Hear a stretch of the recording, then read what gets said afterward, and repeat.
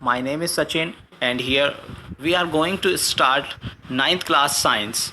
First, we will start with the third chapter, the name of which is atoms and molecules. Students, in this lecture, we will discuss each and every topic very clearly, so that every student would be able to answer each and every question after watching this lecture.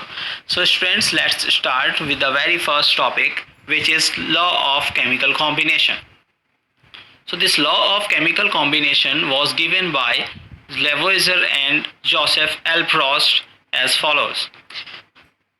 It is divided into two parts. So first law is law of conservation of mass. First law is law of conservation of mass, in which it is said that mass can neither be created nor destroyed in a chemical reaction. So whenever a chemical reaction took place, mass can neither be created nor be destroyed.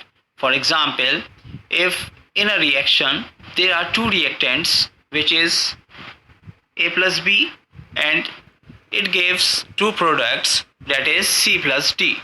So here it is written here, A plus B, it gives C plus D. So students, in this A plus B are reactants and C plus D are products. So if we will take the mass of A and B, so the mass of reactants, it will be equals to mass of products in every chemical reaction. Okay, so first law was law of conservation of mass, in which Lavoisier and Joseph L. Proust said that mass can neither be created nor be destroyed in a chemical reaction. Okay, so and the second law is law of constant proportion, in which it is said that in a chemical substance the elements are always present in definite proportions by mass. Okay, so the the proportion of mass is fixed, it can not be changed. Okay, for an example, in water the ratio of mass of hydrogen to the mass of oxygen is 1:8 respectively. How it is 1:8? As we know, there are two atoms of hydrogen and one atom of oxygen. So the mass of two hydrogen atoms is 2, and one atom of oxygen is 16. So the ratio is 2 is to 16. When we divide it by 2, it will become 1:8. It is here. Okay, so I thought that everyone has understood. So what we have discussed till now, we have discussed law of chemical combination, which is given by Lavoisier and Joseph L. Proust, in which the first law says that the law of conservation of mass, that mass can neither be created nor be destroyed in a chemical reaction. And second law, it is law of constant proportion. It says that in a chemical substance the elements are always present in definite proportions by mass. Okay, so you have to keep these both the laws in your mind. Okay, these law lacked explanation, hence Sir John Dalton gave his theory about the matter. So let's discuss the Dalton's atomic theory. So now let's discuss Dalton's atomic theory. So first point of Dalton atomic theory is every matter is made up of very small and tiny particles called atoms, in which Dalton said that every matter is made up of very small or tiny particles, which is called an atom.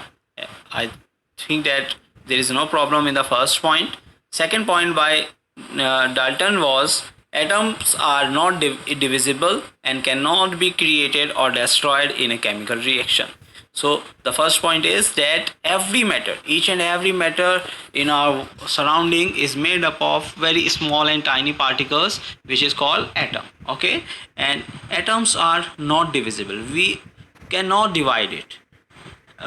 What Dalton said, that we cannot divide any atom, and atom cannot be created or destroyed. Okay, third point is all atoms of a given element are same in size. all the atoms of an element are same in size. It means mass and chemical properties are same.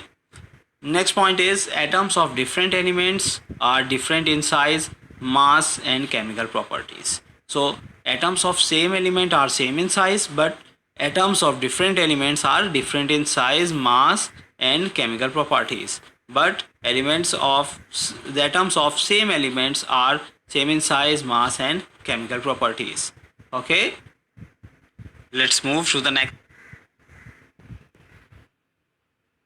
page. uh, Next point is that atoms combine in the ratio of small whole number to form compounds. What is next point? That atoms combine in the ratio of small whole numbers. Yeah, it cannot be combined in fraction or in decimal numbers. The number should be a whole number. Okay. The next point is the relative number and kinds of atoms are constant in a given compound. So the relative number and kinds of will always be constant in a given compound. Okay, if let us take an example. If we talk about water, then the formula of water is H2O.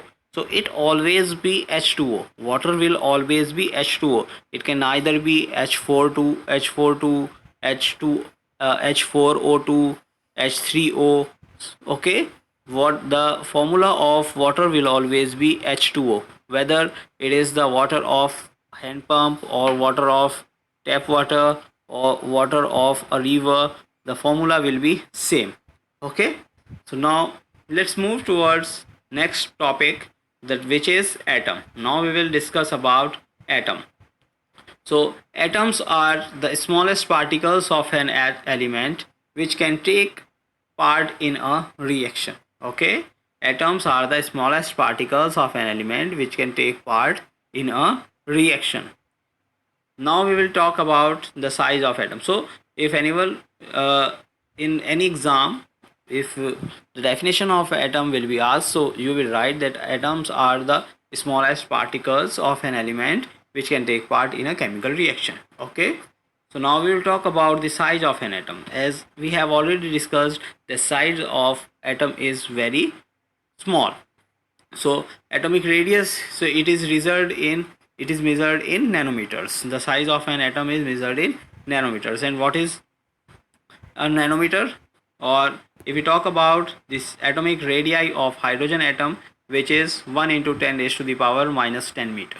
So if we talk about the radius or atomic radii of hydrogen atom, it is 1 into 10 raised to the power minus 10 meter. So you can imagine that how small this value is. So the atom is so small. Okay, now we will move towards the next topic. Sir Dalton used some symbols to represent the elements. Okay, so now we will see those elements one by one. So here is the table on your screen. As you can see that hydrogen is the symbol of hydrogen which was used by Dalton was this. There is one circle and one dot between it. Okay, in the same way, for carbon it is this symbol, for oxygen only a circle, for phosphorus this, and for sulfur like this. So he used these symbols for different elements, but these symbols was not easy to learn. Okay, so symbols were not used for a long time. Okay, so let's move towards the next topic, symbols of some common elements. We will discuss about the symbols of some common elements which are used nowadays. So name of the element is hydrogen. Its Latin name is not written here, so we will discuss about only the symbol. The symbol of hydrogen is capital H. Okay, the symbol of helium is He.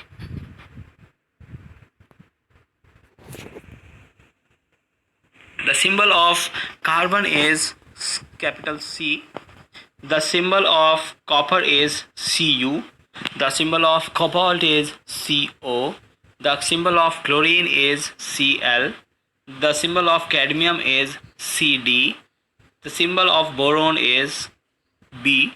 The symbol of barium is Ba. The symbol of bromine is Br. The symbol of bismuth is Bi. The symbol of sodium is Na, whose Latin name is natrium. Okay. The symbol of potassium is K, whose Latin name is scalium. The symbol of iron is Fe, which is derived from its Latin name, which is ferrum. Next is iron, Fe. Next is gold, it is Au, whose Latin name is aurum. Silver, it is Ag, argentum. Next is mercury, it is Hg, hydrargyrum. Okay, so in this way, these are the symbols of some elements which you have to learn in ninth class.